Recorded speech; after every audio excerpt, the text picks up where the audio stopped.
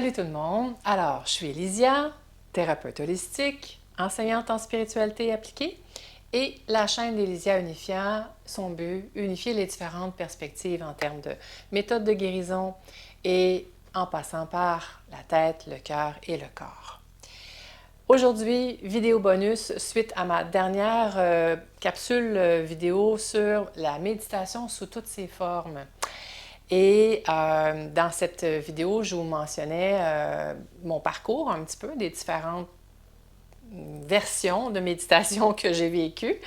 Et j'ai fait allusion au fait que je suis allée à Vipassana. On dit Vipassana, c'est le nom d'une forme de méditation, mais il y a des centres à travers le monde de séjours, de retraites méditatives avec Vipassana. Et donc, peut-être certains d'entre vous ont déjà entendu parler de ça. C'est des séjours de 10 jours en silence. Là, j'avais envie de vous raconter mon expérience plus spécifiquement avec Vipassana. Et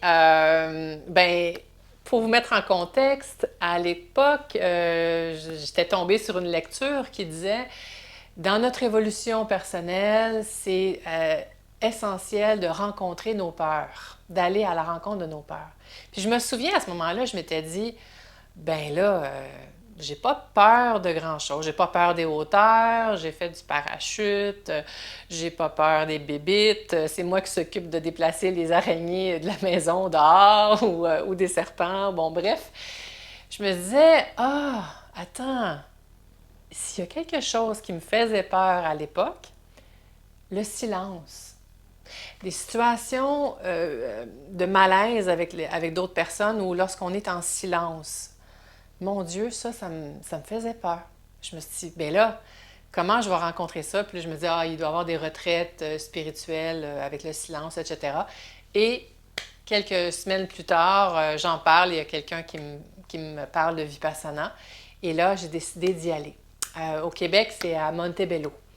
Et, mon Dieu, bizarrement, donc pour vous expliquer un petit peu plus, sur le 10 jours, on est en silence 9 jours en fait. La 10e nous permet quand même de revenir dans le monde réel, si je peux dire, du quotidien avec tous et chacun. Et pendant ces journées-là en silence, on ne peut pas communiquer avec les autres participants, mais on peut quand même parler au professeur, évidemment, parce qu'on apprend une technique de méditation, puis il y a des choses qu'on expérimente, puis on a besoin d'échanger là-dessus, mais c'est très court. Finalement, c'était pas vraiment le silence qui me dérangeait. Honnêtement, j'ai adoré.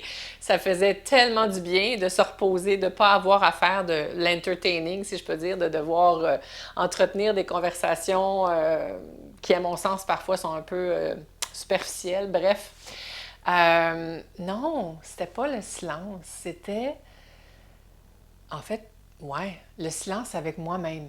La méditation, les temps, parce que, imaginez, on peut, le temps, les périodes de méditation, c'est par des tranches de 1 heure jusqu'à 7 à 8 heures de méditation par jour. Oh mon Dieu, c'est comme une cure de désintoxication de l'esprit. J'en revenais pas. Premièrement, pour le programme, les 3 premières journées, il nous invite à nous concentrer seulement sur l'air qui rentre et qui sort par nos narines. Toujours, constamment ramener notre attention à cet endroit-là. Et il semblerait que plus l'espace sur notre corps est étroit, plus ça aiguise notre attention, notre concentration. C'est plus exigeant, mais plus bénéfique au bout du compte. Et boy! J'ai trouvé ça un peu pénible.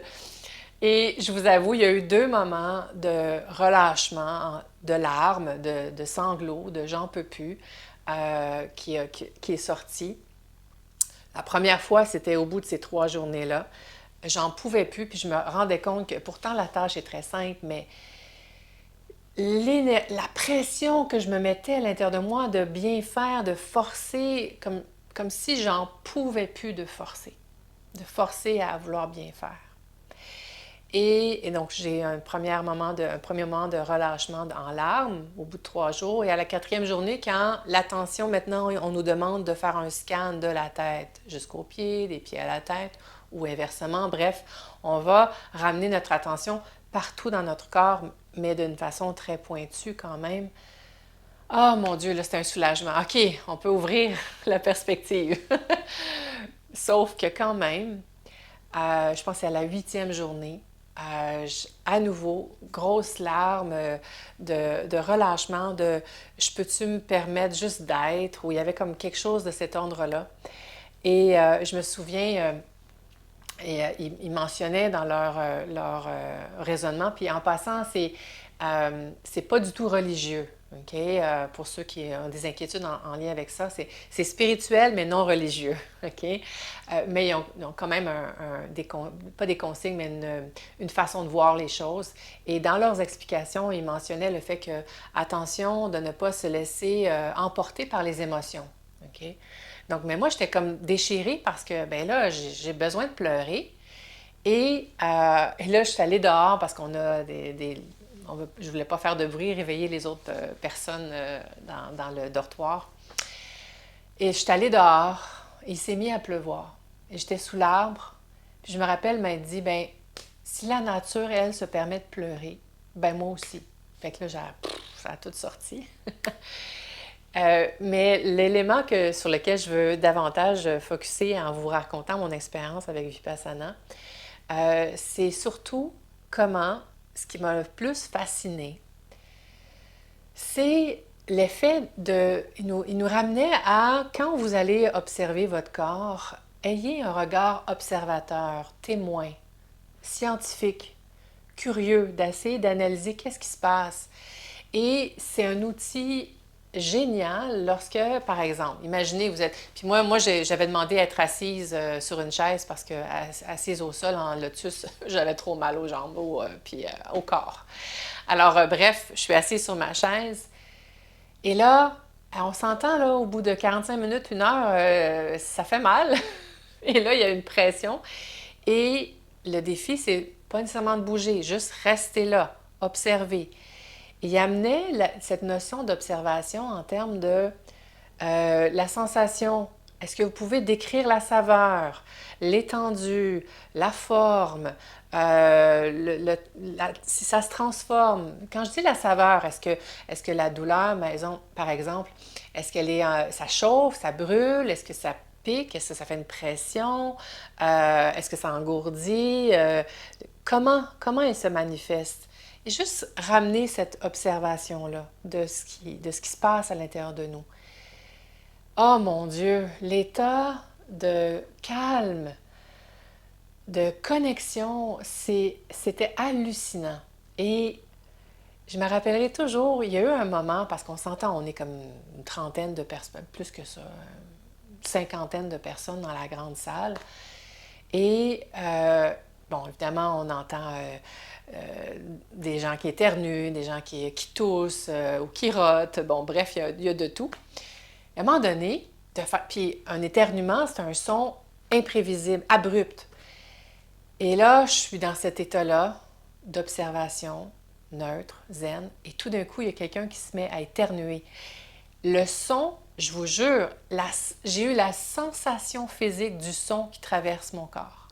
Je vous le montre comme ça parce que la personne se trouvait à ma droite, un peu à l'avant, et j'ai senti vous savez, sur l'eau, lorsqu'on lance une roche, l'effet de ripple, j'ai en anglais, l'effet des cercles qui s'ouvrent autour de l'onde de choc. Voilà. Et j'ai senti l'onde de choc sur mon corps, comme si mon corps était l'eau et le son m'a traversé jusqu'à la hanche gauche. Ah mon Dieu, c'était fascinant. Évidemment, dans cette expérience-là, puis dans l'enseignement, il disait typiquement les gens qui vivent ça, ils ont comme envie de le partager. Je me disais, mon Dieu, je voudrais que tous mes clients vivent ça, c'est incroyable. Sauf qu'à y repenser, je me dis, ouais, mais c'est éprouvant, c'est exigeant, puis c'est pas toutes les personnes qui peuvent vivre ça. Puis j'ai réalisé que dans le fond, dans mon travail, c'est comme si j'aide les personnes à atteindre cet état de calme et méditatif, mais en accompagnant l'autre. Maintenant, comme je vous ai dit dans la dernière vidéo, quand on a une mémoire traumatique plus élevée que la moyenne des gens dans notre corps, dans notre système corps-esprit, c'est pas toujours conseillé d'aller faire une méditation statique. D'ailleurs, pour aller à Vipassana, il y a un questionnaire, il y a on doit comme répondre à des questions et parfois on peut être refusé parce que ça serait trop exigeant pour soi. Alors, j'ai envie donc de vous présenter encore une fois une méditation. Dans la dernière vidéo, je vous ai présenté une méditation être un arbre, un pilier de lumière, s'enraciner vers le bas et se relier à la source vers le haut. J'ai envie de vous présenter ça rappelez-vous, quand vous êtes en méditation, si vous gardez un état d'esprit actif, une intention active dans un certain mouvement, c'est ça qui va soulager votre système corps-esprit si vous avez une mémoire traumatique trop élevée dans votre corps. Okay? Donc, je vous propose de faire à nouveau le scan du bas en haut, du haut en bas, etc. Mais encore une fois, d'une façon plus poussée, plus intense. Donc, dans ma dernière vidéo, je la présentais d'une façon plus légère. Maintenant, je vais vous la présenter d'une façon plus poussée, plus exigeante. Évidemment, vous y allez selon le degré que vous êtes confortable. Alors ici, il y a un changement de plan. J'ai mis la caméra plus loin parce que je vais me mettre debout pendant la méditation et pour que vous puissiez me voir dans l'ensemble. Là, je ne me souviens pas, je suis désolée, je ne me rappelle pas si je vous ai parlé de la respiration en carré. Peut-être que oui, brièvement, mais bref, si je l'ai fait, bien, je me répète. Mais sinon, respiration en carré, qu'est-ce que ça veut dire? Alors, imaginez, voyez les 4 côtés égaux du carré. Pensez à l'inspire qui est un temps. Imaginons 4 secondes, ça peut être 3, 4, 5 secondes, ça n'a pas d'importance. Donc, l'inspire, on retient, l'expire, on retient, et ainsi de suite. OK? Donc, je vais commencer par cette respiration-là pour vous permettre de vous déposer. Pendant l'exercice, je vais vous le faire brièvement parce que peut-être que vous allez avoir envie de fermer les yeux. Mais visuellement, dans le fond, on va utiliser les bras pour aller chercher le mouvement d'une façon un peu plus ample pour aller chercher, par exemple, dans l'inspire, on se gonfle, on augmente, on amplifie l'énergie à l'intérieur de soi. Et dans l'expire, on propulse soit vers le bas, donc les bras, par exemple, on peut faire ça comme ça, on propulse vers le bas, ou quand dans l'inspire, on se gonfle, et dans l'expire, on peut propulser vers le haut. Et évidemment, lorsqu'on va aller vers le haut, vous pouvez aller trouver l'amplitude ou la hauteur qui vous convient, évidemment.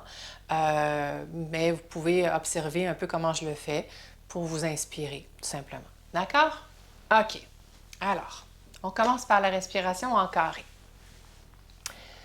Prenez un moment juste pour commencer assis, de relâcher la respiration. Moi, à parler, ça me prend un moment pour me déposer. C'est bien. Puis là, on prend un moment pour observer. On va chercher une inspiration profonde. Environ 3-4 secondes. On maintient. On laisse l'énergie faire son œuvre à l'intérieur de soi. Et on expire. 3-4 secondes. On maintient. On reste dans l'arrêt pendant quelques secondes. Puis on inspire à nouveau. On retient.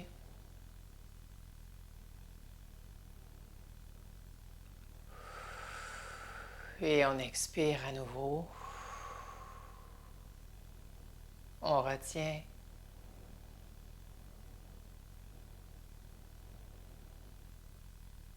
Puis on inspire.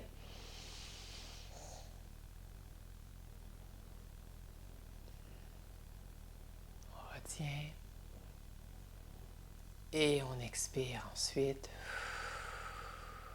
Voilà. Donc déjà, votre corps, normalement, aura trouvé un espace plus neutre. Ensuite, vous pouvez déjà vous mettre debout et commencer à sentir cette notion de « je suis ». Ressentez la plante de vos pieds avec le contact soit avec le sol. Idéalement, moi j'aime bien le faire nu bas ou nu-pied, c'est comme vous voulez.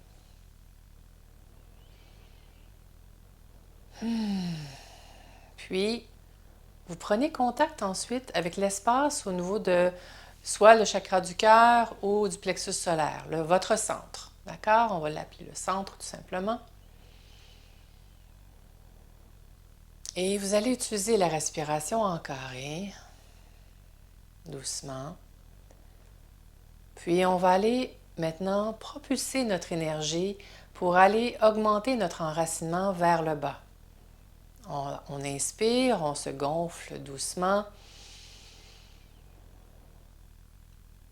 Et on expire, puis on sent comme un faisceau de lumière qui est propulsé par la plante de nos pieds jusque dans le sol, dans la terre. Donc on retient. Puis on inspire à nouveau. On fait juste gonfler l'être que nous sommes. Dans l'inspire, on retient. Puis on continue, on expire, on propulse plus loin encore, plus creux dans la terre. On retient. On inspire à nouveau, on fait juste prendre cet espace-là. On se gonfle doucement. On retient ensuite, on laisse l'énergie faire son œuvre, puis on va un peu plus loin dans l'expire. Et on rejoint le cœur de la Terre. Et on prend un moment pour laisser cette respiration de l'inspire. Quand on inspire maintenant, on connecte avec la Terre. La Terre nous envoie son énergie dans l'inspire. On laisse l'énergie de la Terre se diffuser à travers tout notre corps, notre être. Puis on rejoint à nouveau, en expirant, on reconnecte avec la Terre. On inspire l'énergie de la Terre.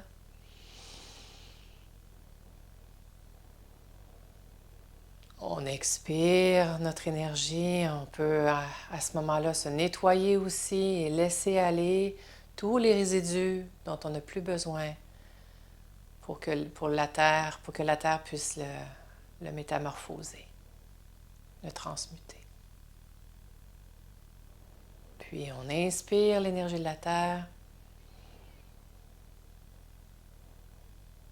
Et au prochain tour, maintenant, on va, dans l'expire, simplement revenir au centre de notre cœur, de notre corps. Et on revient dans cet espace, dans notre centre. On peut, avec les bras à nouveau, prendre une ou deux respirations pour revenir au centre. Et au prochain tour, ensuite, on va aller vers le haut. On inspire, on se gonfle. On ouvre. Quand on inspire, on peut ouvrir les bras un peu plus, les épaules vers l'arrière. Et l'expire, maintenant, ça y est, on propulse l'énergie vers le haut à travers notre chakra couronne. Et là, j'ai envie de m'étirer vers le haut.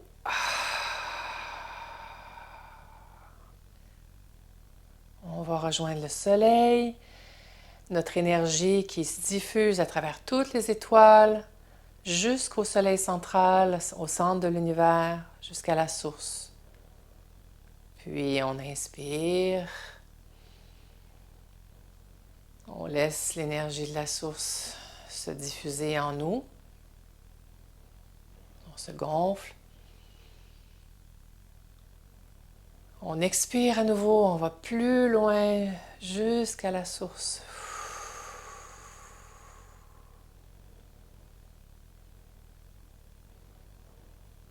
Observez comment vous pouvez maintenir votre position aussi debout avec ça. Si ça balance un petit peu, redescendez les bras. Trouvez le degré avec lequel vous êtes confortable. Vous pouvez y aller juste comme ça aussi. Alors on inspire au milieu, par exemple. Les bras peuvent être simplement au milieu. On inspire, on ouvre. On reste. On expire. On peut simplement replier les bras comme ça. Et les mains se trouvent au niveau de notre tête. Et on propulse notre énergie vers la source, vers le centre de l'univers.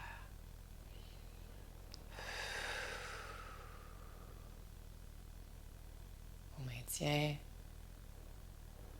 On peut aller faire 1 ou 2 cycles de cette façon-là. Puis ensuite, on peut ramener l'énergie de la source en soi. En inspirant, on revient au centre. Et la dernière phase, on reste au centre. On est entre la terre et la source. Ou le soleil central, c'est comme vous voulez. Et toujours avec cette respiration en carré, on inspire, on ouvre et on se gonfle. Et à l'expire, on va étendre, ouvrir notre champ d'énergie, notre champ électromagnétique, autour de nous. C'est comme si on prend plus l'espace. On peut avoir les paumes des mains vers l'extérieur pour ouvrir. À l'expire, puis à l'inspire, on peut ramener les paumes vers soi, les paumes de nos mains.